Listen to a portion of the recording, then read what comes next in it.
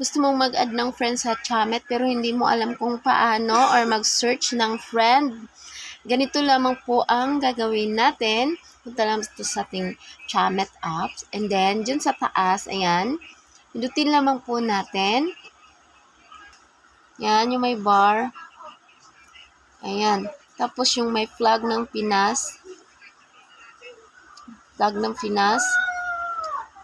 Ayan, lagay mo lang sa Pilipinas. Kung saan kang country nakatira. And then, i-paste mo lang yung number na kinapi mo.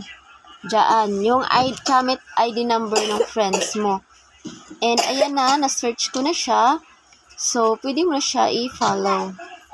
So, ganun lang po ang gagawin kapag may friend ka na hinahanap sa Chamet. Sana'y nakatulong. God bless!